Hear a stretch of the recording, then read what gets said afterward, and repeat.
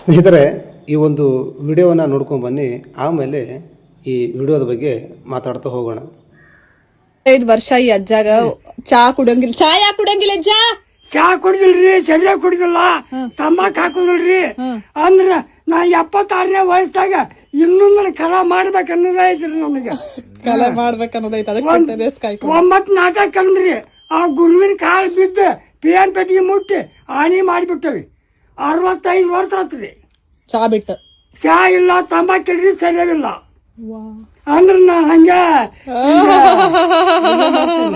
ಸುಮ್ನೆ ಹೇಳೋದಲ್ಲ.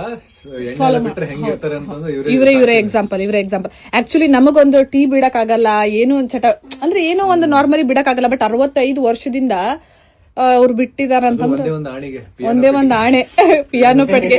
ಅವ್ರ ಟೀಚರ್ ಹೇಳಿರ್ತಾರಂತೆ, ಬರೀ ಟೀ ಕುಡ್ಕೊಂಡು ಓಡಾಡ್ತಿರ್ತಿರಲ್ಲ, ಟೀ ಬಿಡಿ ಅಂತ. ಅವಾಗ ಇವ್ರು 3 ಜನ ಶಿಷ್ಯಂದ್ರು ಹಾರ್ಮೋನಿಯಂ ಮುಟ್ಟಿ ಆಣೆ ಮಾಡಿರ್ತಾರೆ, ಟೀ ಕುಡಿಯಲ್ಲ ಅಂತ. ಅವಾಗಿನಿಂದ ಇವಾಗಿನವರೆಗೂ ಕುಡಿಯಲ್ಲ ಇವರು. ಕುಡಿಸ್ತೇವ್ ಬಾ ಅಜ್ಜ ಚಾ. ಅಜ್ಜ ಚಾ ಕುಡಿಸ್ತೇವ್ ಬಾ. ನಮ್ಮ ಗುರು ಸತ್ತೋಗ್ಯಾನ ಕುಬ್ಯಾಳಮ್ಮ ವೀರಪ್ಪ ಮಾಸ್ತರ್ ಬಿಳೆ ಬಾಳ ಅಂತ ಹೇಳಿ ಮೇಲೆ ಗೌರವ. ಅವ್ರ ಅಲ್ಲೆದಾರ ನಾವ್ ಕುಡಿದ್ರೆ ನೋಡಾಕ್ ಬರ್ತಾರ್ರಿ ಅವ್ರ. ಇಲ್ಲ ಆದ್ರೂ ನೀವು ಪಾಲ್ಸಾತಿರಲ್ ಮತ್ತೆ. ಅವ್ರ ಕಾಲ್ ಬಿದ್ದಿದ್ದ ನನ್ನ ಸ್ವಾರ್ಥಕ್ಕೆ ಹತ್ತೋದಿಲ್ಲ. ನಾ ದಿನಕ್ಕೆ 10 ಸಲ ಆಣಿ ಹಾಕಿ 10 ಸಲ ಮುರಿತೇನೆ ಅಜ್ಜ. ಈ ಮನ್ಯಾಗ ಚಾ ಕುಡಿತಾರ್ರಿ ನಮ್ಮ ಮಂದಿ ಅಲ್ಲ.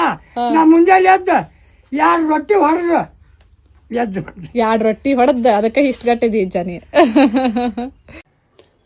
ಸ್ನೇಹಿತರೆ, ಈ ಅಜ್ಜ ಹೇಳುವಾಗೆ ಚಹಾ ಕುಡಿಯೋದು ಬಿಟ್ಟರೆ, ಮದ್ಯಪಾನ, ಬೀಡಿ, ಸಿಗರೇಟು, ತಂಬಾಕು ಇವೆಲ್ಲ ದುಶ್ಚಟಗಳನ್ನು ಬಿಟ್ಟರೆ ನನ್ನ ಹಾಗೆ 70-80 ವರ್ಷ ಆರಾಮಾಗಿ ಗಟ್ಟಿಮುಟ್ಟಾಗಿ ಬದುಕ್ಬೋದು ಅಂತ ಹೇಳ್ತಾ ಇದ್ದಾರಲ್ಲ, ಅದು ಅಕ್ಷರಶಃ ಸಂಪೂರ್ಣ ಸತ್ಯ. ಈ ಮದ್ಯಪಾನ, ಈ ಬೀಡಿ, ಸಿಗರೇಟು, ತಂಬಾಕು ಏನು ಈ ದುಶ್ಚಟಗಳ ಲಿಸ್ಟ್ ಇದೆಯಲ್ಲ, ಆ ದುಶ್ಚಟಗಳ ಲಿಸ್ಟಿನೊಳಗೆ ಚಹಾನೂ ಕೂಡ ಸೇರಿಸ್ಬೇಕು. ಚಹಾನೂ ಕೂಡ ಒಂದು ದುಶ್ಚಟ. ಇದು ಯಾರೇ ಅಲ್ಲಗಳೆದರೂ ಇದು ನನ್ನ ಅನುಭವದ ಆಧಾರದ ಮೇಲೆ ಹೇಳ್ತಾ ಇದ್ದೇನೆ. ಈ ಚಹಾವನ್ನು ಸಹ ದುಶ್ಚಟಗಳ ಲಿಸ್ಟಿನೊಳಗೆ ಸೇರಿಸಿ. ಯಾಕಂದ್ರೆ ಮದ್ಯಪಾನ, ಬೀಡಿ, ಸಿಗರೇಟು, ತಂಬಾಕು ಇವುಗಳೇನಿದಾವಲ್ಲ, ಇವುಗಳ ಸೇವನೆ ಮಾಡೋದರಿಂದ ನಮ್ಮ ದೇಹದ ಅಂಗಾಂಗಗಳ ಮೇಲೆ ಹೇಗೆ ದುಷ್ಪರಿಣಾಮವನ್ನು ಉಂಟು ಮಾಡ್ತದೋ ಅದೇ ರೀತಿ ಒಳಗೆ ಚಹಾನೂ ಕೂಡ ನಮ್ಮ ದೇಹದ ಅಂಗಾಂಗಗಳ ಮೇಲೆ ದುಷ್ಪರಿಣಾಮವನ್ನು ಉಂಟು ಮಾಡ್ತದೆ. ನನಗೆ ಈ ಮದ್ಯಪಾನ ಬಿಡಿಸುವುದು ಎಷ್ಟು ಸವಾಲಿನ ಕೆಲಸವೋ ಅದೇ ರೀತಿ ಒಳಗೆ ಚಹಾವನ್ನು ಬಿಡಿಸೋದು ಕೂಡ ಒಂದು ಸವಾಲಿನ ಕೆಲಸ ಆಗಿತ್ತು ನನಗೆ.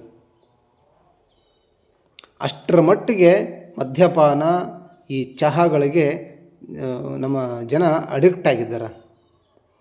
ಚಹಾ ಹೇಗೆ ನಮ್ಮ ದೇಹದ ಅಂಗಾಂಗಗಳ ಮೇಲೆ, ಜೀರ್ಣಕ್ರಿಯೆ ವ್ಯವಸ್ಥೆ ಮೇಲೆ ಒಂದು ದುಷ್ಪರಿಣಾಮವನ್ನು ಬೀರ್ತದಪ್ಪ ಅಂತಂದರೆ ನೋಡಿ, ಚಹಾ ಜಾಸ್ತಿ ಸೇವನೆ ಮಾಡೋದರಿಂದ ನಮ್ಮ ಜೀರ್ಣಕ್ರಿಯೆ ಹಾಳಾಗೋಗ್ತದೆ.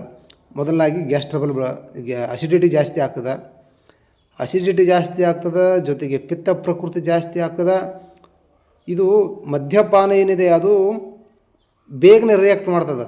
ಆದರೆ ಚಹಾ ಇದೆಯಲ್ಲ, ಚಹಾ ಅದೊಂದು ಸ್ಲೋ ಪಾಯ್ಸನ್ ಇದ್ದಾಗ, ಅದು ತೀರಾ ಸ್ಲೋ ಪಾಯ್ಸನ್. ಅದು ಹೇಗೆ ನಮ್ಮ ದೇಹದ ಮೇಲೆ ಅದು ಕೊಡ್ತಕ್ಕಂಥ ಹೊಡೆತ ಕೊನೆಯ ಕಾಲದಲ್ಲಿ ಗೊತ್ತಾಗುತ್ತೆ ನಮಗೆ.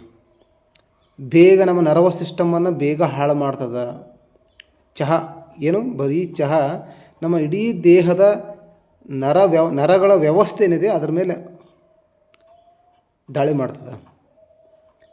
ಕೊನೆಯ ಕಾಲದಲ್ಲಿ ನಮಗೆ ಮೈಕೈ ನೋವು, ಏಳಲಿಕ್ಕಾಗೋದಿಲ್ಲ, ನಡಲಿಕ್ಕಾಗೋದಿಲ್ಲ, ಇದೆಲ್ಲ ಆಗ್ತಾ ಹೋಗ್ತದೆ. ಮತ್ತು ಜೀರ್ಣಕ್ರಿಯೆ, ಊಟ ಮಾಡಿದ ಆಹಾರ ಜೀರ್ಣ ಆಗಲ್ಲ ಸರಿಯಾಗಿ. ಆ ರೀತಿಯ ಒಂದು ಸಿಚುವೇಶನ್ ತಂದಿಡ್ತದೆ ಚಹಾ. ಏನು ಚಹಾ ಇಷ್ಟೆಲ್ಲ ಮಾಡ್ತದೆ. ಅದಕ್ಕೆ ನಾನು ಹೇಳ್ತಾ ಇರೋದು, ಚಹಾವನ್ನು ಕೂಡ ದುಶ್ಚಟಗಳ ಲಿಸ್ಟಿನೊಳಗೆ ಸೇರಿಸ್ರಿ ಅಂತ. ಅಜ್ಜ ಹೇಳ್ತಿರೋದು ನೋಡಿ, ಅಜ್ಜ ಎಷ್ಟೊಂದು 60-70 ಬಹುಶಃ ಒಂದು 70 ವಯಸ್ಸಿದ್ದಾವೆ ಅಜ್ಜನಿಗೆ. ಎಷ್ಟೊಂದು ಗಟ್ಟಿಮುಟ್ಟುವಾಗಿ, ಎಷ್ಟು ಖಡಕ್ಕಾಗಿ ಮಾತಾಡ್ತಾ ಇದ್ದಾರೆ. ಕಾರಣ ಸತ್ಯ ಅದು.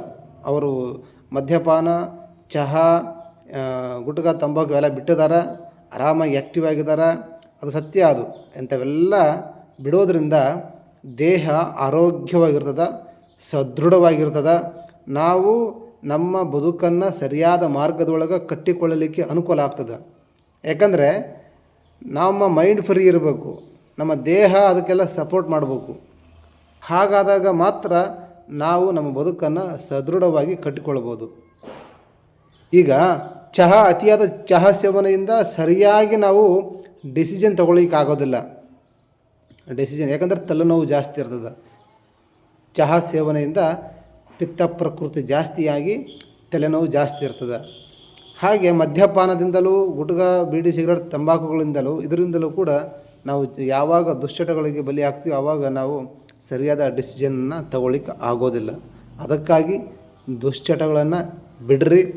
ಈ ದುಶ್ಚಟಗಳ ಲಿಸ್ಟಿನೊಳಗೆ ಚಹಾವನ್ನು ಸೇರಿಸ್ರಿ. ಯಾಕಂದರೆ ಮದ್ಯಪಾನ ಬಿಡಿಸೋದು ಎಷ್ಟು ಕಷ್ಟವೋ ಚಹಾವನ್ನು ಬಿಡಿಸೋದು ಅಷ್ಟೇ ಕಷ್ಟ. ಮದ್ಯಪಾನ ಹೇಗೆ ನಮ್ಮ ದೇಹದ ಅಂಗಾಂಗಗಳ ಮೇಲೆ ದುಷ್ಪರಿಣಾಮ ಬೀರ್ತದೋ ಹಾಗೆಯೇ ಕೂಡ ಚಹಾನೂ ಕೂಡ ನಮ್ಮ ದೇಹದ ಅಂಗಾಂಗಗಳ ಮೇಲೆ ಅದಕ್ಕಿಂತ 10 ಪಟ್ಟು ಹೆಚ್ಚಿಗೆ ದುಷ್ಪರಿಣಾಮ ಬೀರ್ತದೆ. ಇದು ನಿಮಗೆ ತಿಳಿದಿರಲಿ. ಧನ್ಯವಾದ.